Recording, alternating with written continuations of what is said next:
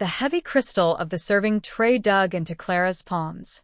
She focused on the weight, on the precise balance required to navigate the crowded room without spilling a single drop of amber liquid. In this house, mistakes were not tolerated. They were filed away, remembered, and eventually, they were paid for. She was a ghost in a dark blue maid's dress, her white apron a stark surrender against the opulent chaos of the dinner party. Her purpose was to be invisible, a silent functionary in a world of gilded predators. The air was thick with the scent of expensive cigars, roast lamb, and the subtle, sharp tang of fear that always lingered around Alessandro Moretti. She moved between clusters of men in suits that cost more than her entire life. Their laughter was loud, but it never quite reached their eyes. Everything here was a performance of loyalty, of power, of absolute deference to the man at the head of the long, polished mahogany table. Alessandro. He was not laughing. He rarely did.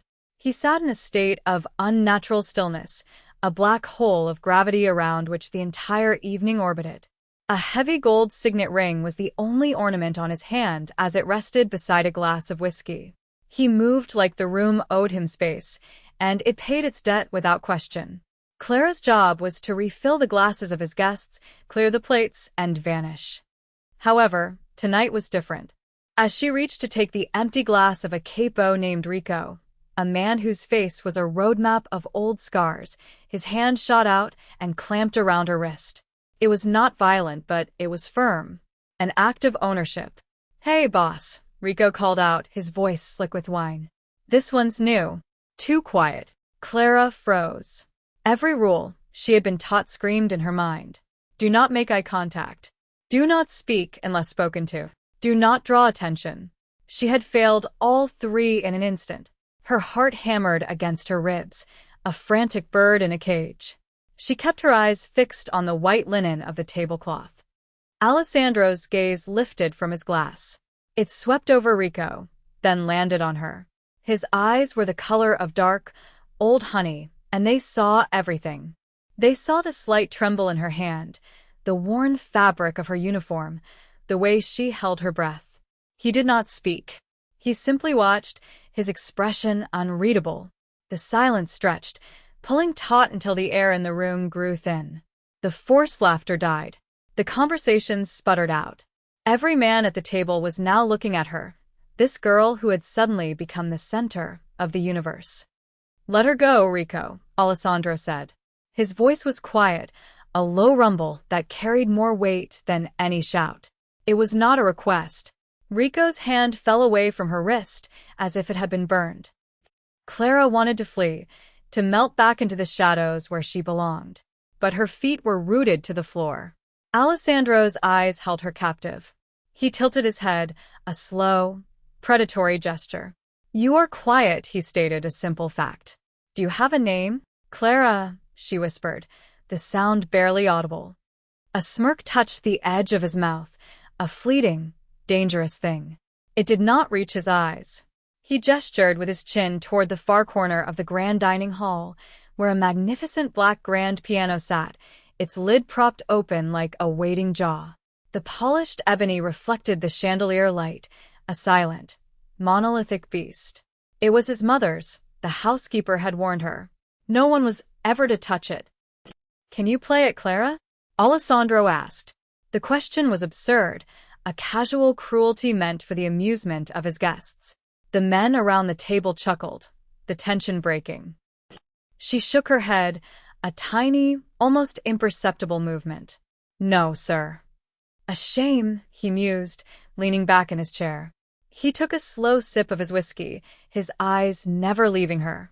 The air crackled with his authority. One of his lieutenants, a man with silver hair named Johnny, laughed. "Boss, what's a maid going to do with a piano like that?" "Dust it." The joke landed, and a wave of coarse laughter filled the room. Alessandro smiled at Johnny, a rare and chilling sight. Then his gaze returned to Clara, pinning her in place. He was enjoying this, she realized. This casual display of power. He was bored, and she had become his new diversion. "I will make you a deal. Quiet, Clara," he announced to the room, his voice carrying a theatrical weight. The men quieted, leaning in. A little game. He gestured again to the piano. If you can play that piano, if you can play it well enough to silence this room of drunken fools. He paused, letting the silence build. I will marry you. A roar of laughter erupted. It was the funniest thing they had ever heard. Men slapped the table, tears of mirth in their eyes. A maid. Marry the boss. The idea was preposterous, an insult wrapped in a joke. Clara felt the blood drain from her face. This was a new kind of cruelty. A public humiliation designed to remind her of her place. She was nothing. A toy. She should have bowed her head, mumbled an apology, and backed away. That was the smart move. The safe move. But something inside her, something that had been dormant for years, broke. It was the laughter. The way they looked at her, as if she were less than human. It was the memory of other hands, kinder hands, guiding her own over ivory keys in a small, sunlit room that no longer existed. It was the ghost of her mother's smile and the scent of lemon polish and old sheet music. She lifted her chin and met Alessandro Moretti's gaze directly. The laughter in the room faltered at her sudden defiance. For the first time, she spoke in a clear, steady voice, the whisper gone. And if I cannot. Alessandro's smirk widened. He was intrigued by the spark in her eyes. If you cannot, you'll still have your job, he said, magnanimous. I am not a monster, the lie hung in the air, thick and suffocating. But you will have proven Rico correct. You are just a quiet girl who should remain invisible. The choice was not a choice. It was a command disguised as a game. Humiliation now, or humiliation later. But her pride, a thing she thought had been starved to death long ago, was a stubborn, living creature. She gave a single, sharp nod. Without another word, she turned from the table. She could feel every eye on her back as she walked across the vast expanse of marble floor. The journey to the piano felt like miles. Her uniform felt coarse and foreign. Her hands, calloused from scrubbing floors and polishing silver, felt clumsy and unworthy. She reached the piano and stood before it for a moment. It was an instrument of breathtaking beauty, a masterpiece of wood and wire and ivory. She ran a hesitant finger over the polished fallboard. It was cool to the touch. She pulled out the heavy, padded bench and sat. Her simple, practical shoes looked absurd against the ornate pedals. The room was utterly silent now. The joke had run its course, and what was left was a strange, expectant stillness. They were waiting for the punchline, the clumsy, discordant crash of notes from a maid who had overstepped her bounds. Clara took a deep breath, closed her eyes, and let the world fall away. The loud men, the cigar smoke, the dangerous man watching her with unreadable eyes. All of it vanished. There was only the piano. She placed her hands on the keys. The position was as natural to her as breathing. Her fingers found their home. And then she began to play. It started softly, a delicate, melancholic melody that seemed to weave itself out of the silence. It was Chopin. Nocturne in C-sharp minor. A piece filled with a sorrow so profound it was almost beautiful. Her hands, which had just been trembling, now moved with a fluid grace and an impossible certainty. They danced over the keys, each note a perfect, crystalline drop of sound in the cavernous room. The music flowed from her, a torrent of emotion she had kept locked away for years. The poverty, the loss of her family, the crushing loneliness of her life, the quiet desperation of working in this house. It all poured into the notes. The soft opening gave way to a turbulent, passionate cascade of sound, her fingers flying across the keyboard with a speed and precision that was breathtaking. The music was not just technically perfect, it was alive. It was a story, a confession, a prayer. The silence in the room was no longer expectant. It was absolute. It was stunned. Glasses were frozen halfway to lips. Cigars burned forgotten between fingers. The men, these hard, violent men, were utterly captivated, their faces slack with disbelief. They had come for a spectacle of humiliation and were instead witnessing a miracle. Clara was lost in the piece, her body swaying with the rhythm, her eyes still closed. She was not a maid. She was not a girl named Clara. She was the music. She was the soaring highs and the devastating lows, the rage and the grief and the fragile, flickering hope of Chopin's masterpiece. When the final, heartbreaking note faded into the silence, she held it, letting the last vibration hang in the air until it was completely gone. The silence that followed was different. It was heavy, reverent. It was the sound of 100 hardened hearts being cracked open all at once. Slowly, she lowered her hands to her lap. She opened her eyes. No one was laughing. No one was smirking. The men at the table stared at her as if she were an apparition. Rico's mouth was hanging open. Johnny looked pale. But Clara only looked at one person. Alessandro. He was still at the head of the table, but he was no longer leaning back. He was forward in his chair, his hands gripping the edge of the mahogany. The whiskey in his glass was untouched. The casual cruelty was gone from his face, replaced by an expression of raw, unguarded shock. It was more than shock. It was something deeper, something that looked almost like pain. He stared at her, not as a maid, not as a diversion, but as if he were seeing a ghost. That was the moment everything changed. She had played the piano. She had silenced the room. But this was not a victory. She had not won her freedom. She had done something far more dangerous. She had made herself unforgettable to a man who owned everything he saw. The joke had been a cage, and by playing, she had not broken it. She had locked the door from the inside. The days that followed were steeped in a strange, tense quiet. Clara was not fired. She was not married. Nothing on the surface had changed. She still wore the dark blue dress and the white apron. She still cleaned the endless marble floors and polished the silver that was never allowed to tarnish. But the air around her had shifted. The other staff, who had once ignored her, now watched her with a mixture of awe and fear. They gave her a wide berth, as if her proximity to the boss's attention was a contagion they were desperate to avoid. The men in suits no longer looked through her. They looked at her. When she entered a room to clear a table or serve coffee, conversations would dip for a moment. They saw her now. And she hated it. Invisibility had been her only armor. Alessandro did not speak to her about that night. He did not mention the piano or his ridiculous public wager. He acted as if it had never happened. Yet his eyes followed her. When she was dusting the books in his study, she would feel the weight of his gaze from his desk. When she served him his morning espresso, his fingers would brush hers as he took the cup, a touch so light it was deniable, but it sent a jolt through her entire body. He changed her duties. She was no longer assigned to the kitchens or the guest wings. Her domain became his private quarters, his bedroom, his office, and the grand hall that housed the piano. She was being drawn into the center of his world, and she was powerless to stop it. One afternoon, she was in the study, carefully dusting the spines of leather-bound books that smelled of time and tobacco.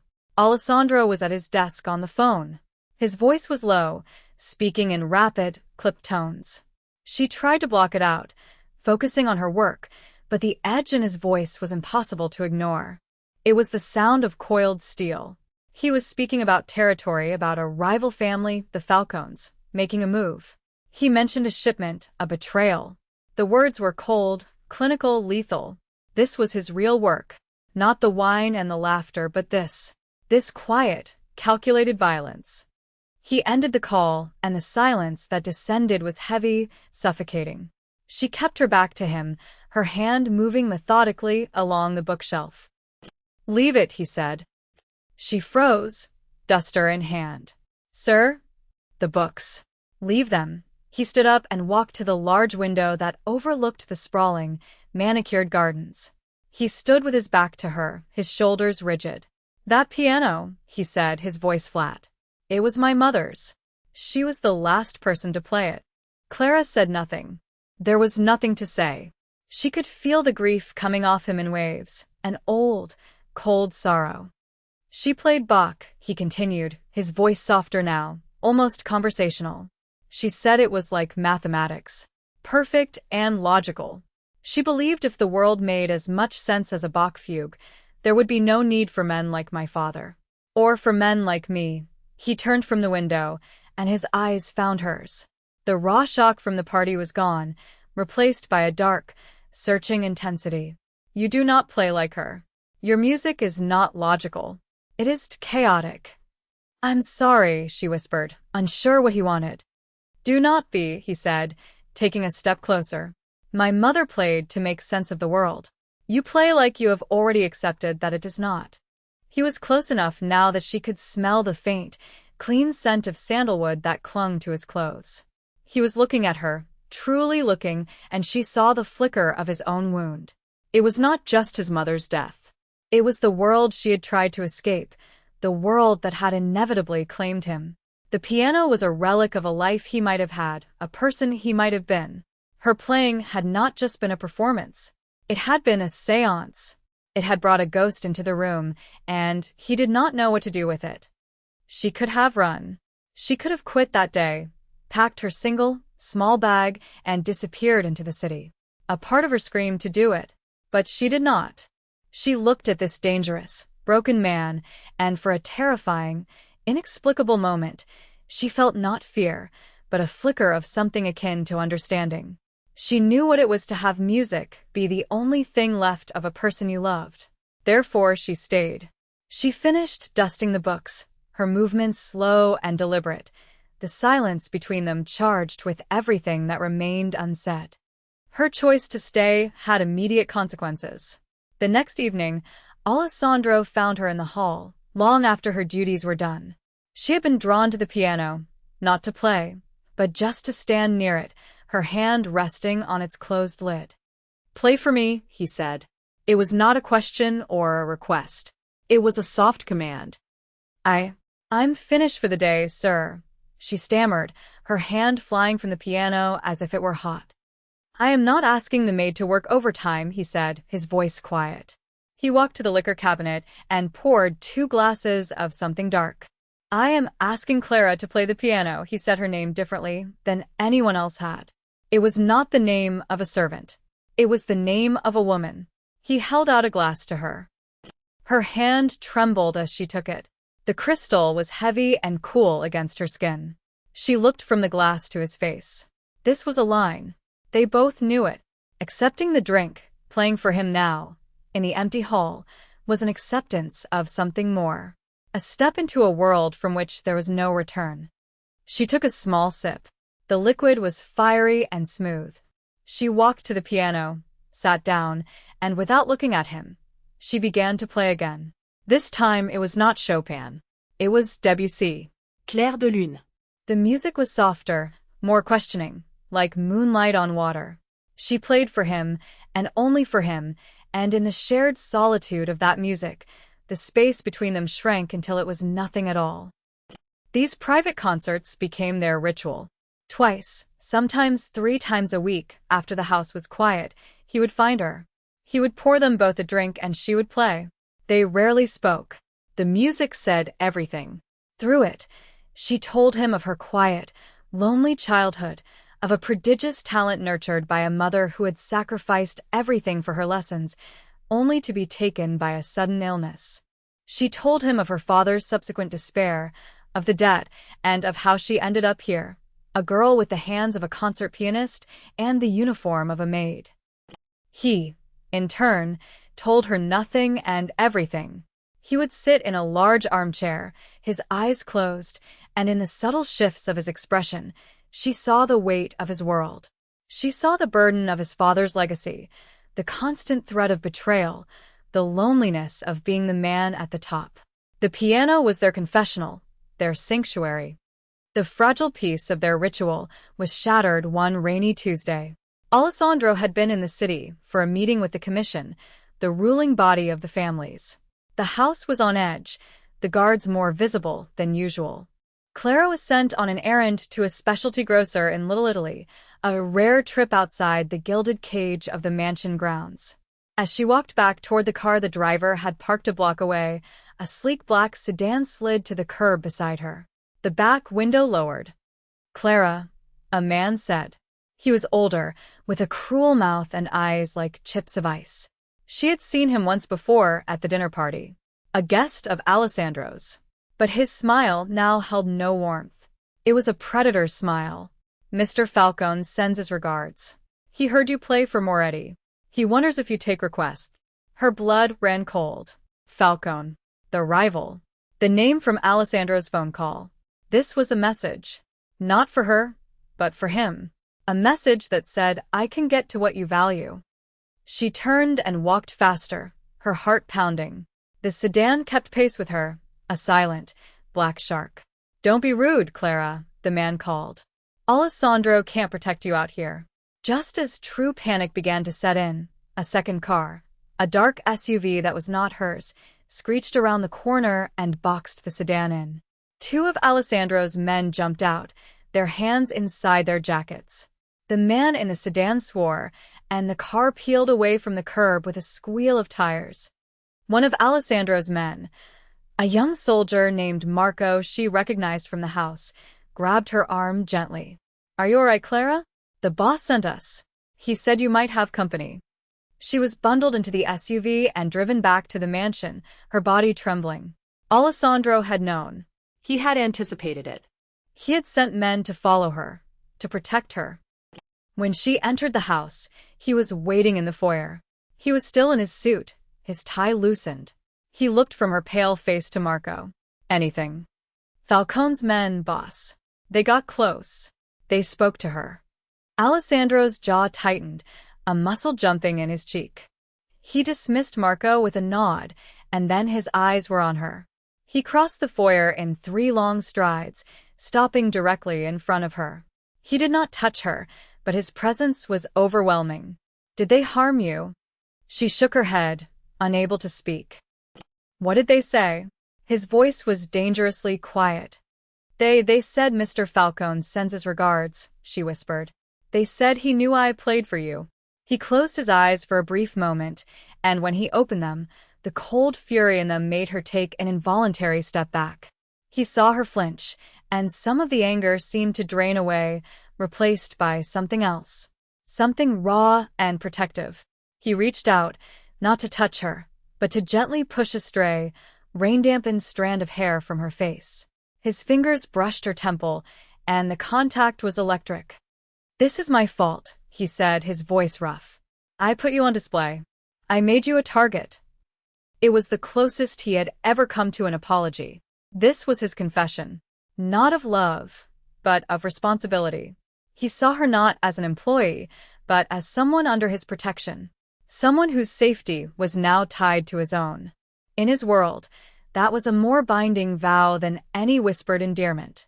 He had claimed her, not with a ring or a title, but with his own danger. That night, she found a small, unmarked box on her bed. Inside was a simple, untraceable cell phone. A single number was programmed into it. His. A note lay beneath it, his sharp, angular handwriting covering the small card. Never leave the grounds without it. Never. She had crossed a line. By accepting his protection, by becoming the person Falcone used to send a message, she had become a piece on the board. She was no longer just the maid who could play the piano.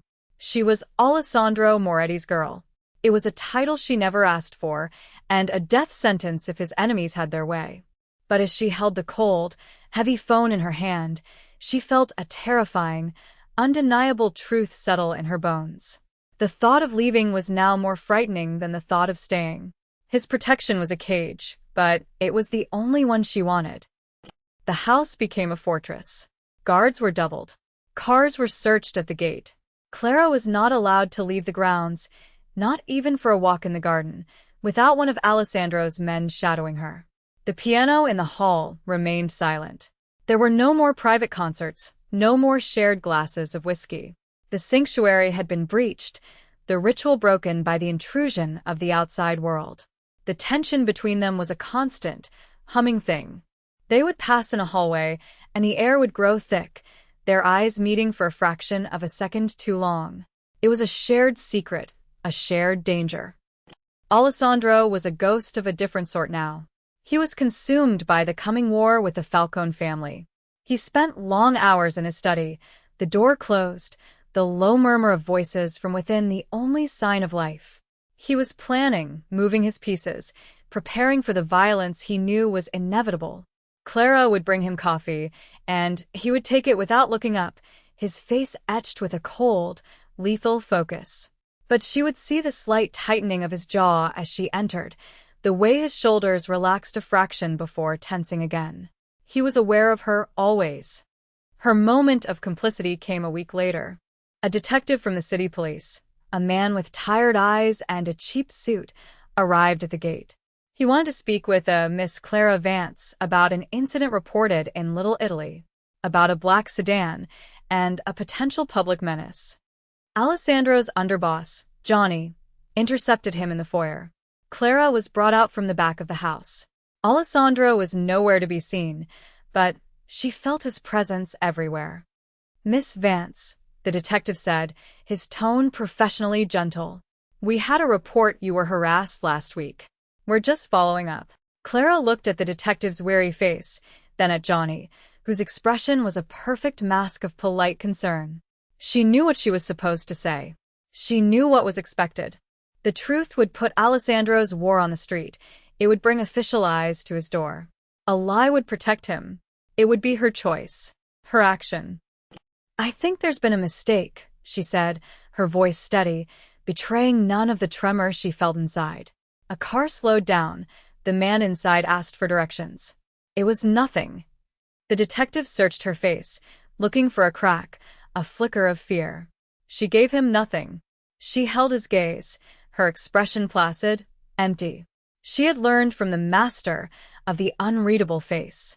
"Are you sure, Miss Vance? You look a little pale." "I'm sure," she said.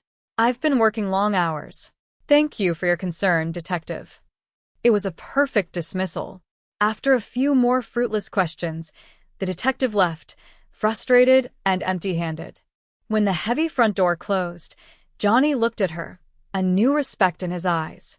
"You did good, kid," he said, and for the first time, it didn't sound condescending. She had lied to the police. She had chosen a side. She had crossed a line she could never uncross, and the ground beneath her feet felt both more solid and more treacherous than ever before. The retaliation from Falcone was not long in coming. It was not subtle. It was brutal, and it was aimed directly at her. It happened on a Thursday. Alessandro was gone, a rare overnight trip to Atlantic City for a sit-down. The house felt vulnerable without him. Late that night, a fire broke out in the West Wing, where the servants' quarters were. It was a diversion. As guards and staff rushed to contain the blaze, 3 men in dark tactical gear slipped through the chaos at the back of the estate. They moved with silent, professional efficiency. They were not there to steal. They were there for her. Clara was in the main library, unable to sleep, reading an old book of poetry she had found. She heard the commotion, the distant shouts, and smelled the smoke. But it was a different sound that alerted her. The soft crunch of gravel just outside the library window. A sound that did not belong. Peeking through the heavy curtains, she saw them. 3 figures moving toward the house. Her blood turned to ice. She backed away from the window, her mind racing. The phone. The phone Alessandro had given her. It was in her room, at the heart of the fire.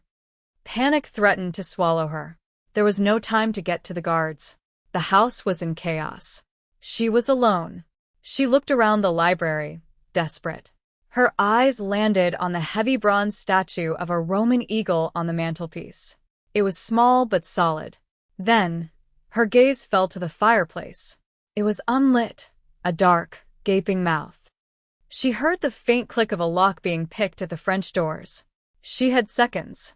She scrambled into the fireplace, curling herself into the cramped, soot-filled space of the chimney flue, pulling her legs up. It was filthy and terrifying. She held her breath, listening. The doors opened. The 3 men entered the library. "She's not in her room," one of them whispered. The fire team said it was empty. "Find her," a second voice commanded. "Falcone wants her. Alive." They began to search the room. She could hear them opening closets, looking behind furniture. A beam from a flashlight cut through the darkness, sweeping across the fireplace, passing just below her feet. She pressed herself harder against the brick, praying she was hidden by the shadows. The smell of soot filled her lungs. She fought the urge to cough. Then she heard a new sound. A low growl from the doorway. Marco, the young soldier who had rescued her in Little Italy, stood there, a gun in his hand. He must have seen the broken lock. "Get out of this house," Marco said, his voice shaking but determined. The intruders turned, surprised. One of them raised his weapon. 2 shots echoed in the room, so loud they were deafening. One from the intruder, one from Marco. Clara squeezed her eyes shut as Marco crumpled to the floor. The men advanced on his fallen body. And, in that moment, Clara acted. She did not scream. She did not wait to be found. With a surge of adrenaline, she pushed herself out of the fireplace, the heavy bronze eagle clutched in her hand. She was covered in soot, a wild, avenging fury. The man closest to her turned, his eyes wide with shock. She swung the statue with all her might, connecting with the side of his head. He went down with a sickening thud. The other 2 spun around. But before they could react, the library doors burst open again. It was Alessandro. He was not supposed to be there. He must have come back. His face was a mask of pure, cold rage. In his hands was a pistol, fitted with a suppressor. There were 2 soft, precise puffs of sound. The 2 remaining intruders dropped to the ground without a word. Silence. The room smelled of smoke, soot, and gunpowder. Alessandro's eyes swept the scene. The 3 bodies. Marco, bleeding on the floor, and her, standing over one of the men, the bronze eagle still in her hand, her face and dress black with soot. She was trembling, not from fear, but from the aftermath of violence. He rushed to Marco's side first, checking his pulse, pressing his hand to the wound on his shoulder. "Get the doctor," he yelled into the hallway. Then he was on his feet and moving toward her. He stopped in front of her, his eyes taking in her state. The soot, the wildness in her eyes, the makeshift weapon in her hand. He reached out and gently took the bronze statue from her, his fingers closing over hers. His touch was warm, grounding. "Clara," he breathed, his voice hoarse. He looked at the man she had taken down, then back at her. And something fiercely protective warred in his expression. "You are safe." She finally let out the breath she had been holding, and her legs gave out. He caught her, pulling her against him, his arm a steel band around her. She buried her face in the fabric of his coat, inhaling the scent of him, sandalwood and cold night air. He held her tightly, his hand stroking her hair, heedless of the soot. "I thought you were gone," she whispered into his chest. "I came back," he said, his voice a low rumble against her ear. "The meeting was a lie, a trap to draw me away. I knew." He pulled back just enough to look at her, his hands framing her face. "They will never touch you again. I swear on my mother's soul, they will never touch you again." It was not a promise. It was an oath. Sealed there, in a room filled with smoke and death. He was no longer just her protector. He was her avenger. And she, in her own desperate, violent way, had just proven she was not a liability to be protected. She was a survivor. She was his. The war with the Falcone family ended a week later. It did not end in a boardroom or with a treaty. It ended in a series of quiet, surgical strikes across the city. Alessandro Moretti dismantled his rival's empire with a brutal efficiency that left the other families in stunned silence. There was a cost. 2 of his own men were lost. Several more were wounded. But the threat was gone. Utterly. Life in the mansion returned to a new kind of normal. The extra guards remained, but the oppressive tension had eased. Clara no longer wore the maid's uniform. At Alessandro's quiet insistence, a wardrobe of simple, elegant dresses had appeared in her room. She did not have a title or a defined role. She simply was. She existed within the walls of his home, a permanent fixture. One evening, she found him in the great hall, standing before the piano. He was staring at it, a glass of whiskey in his hand. He did not seem surprised to see her. My mother believed this could bring order to a chaotic world, he said, running his hand over the polished wood. I thought it was a naive sentiment. The foolish hope of a good woman who refused to see the world for what it was. He turned to face her. I was wrong. It does not bring order. But it creates a space where order does not matter. For a few minutes, he looked at her, his dark eyes searching.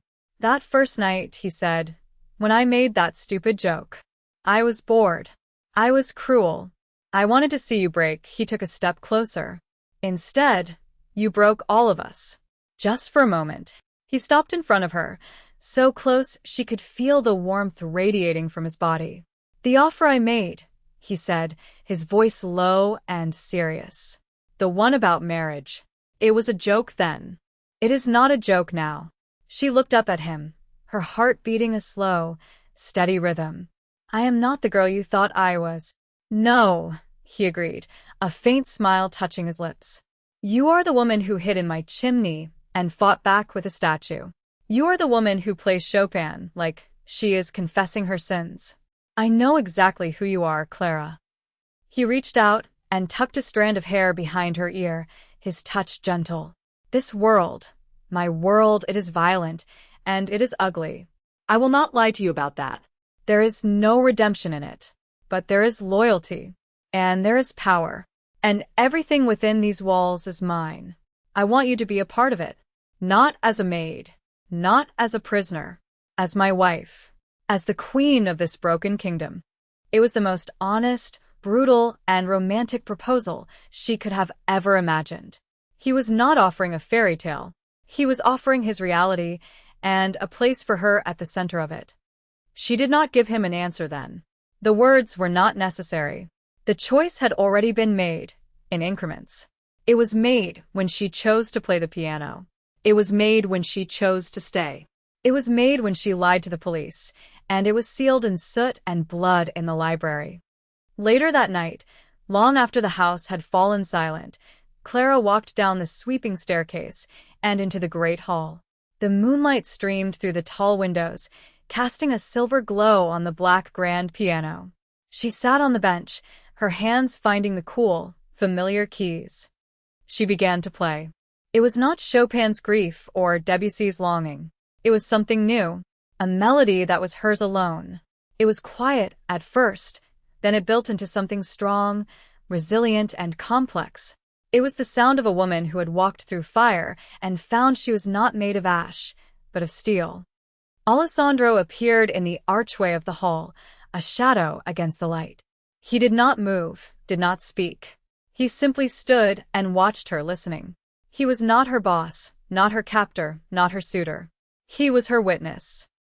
She played, and the music filled the silent house. It was not a surrender. It was not a confession. It was a declaration. She had found her own kind of power in this gilded cage, a power that had nothing to do with guns or money. He owned the world she lived in. But her music, her soul, that was hers. And she was choosing to share it with him. He watched her, and for the first time, she saw a genuine smile reach his eyes. It was not a smile of victory or amusement. It was a smile of recognition. He had found his equal, and in the silence between the notes, she had found her home.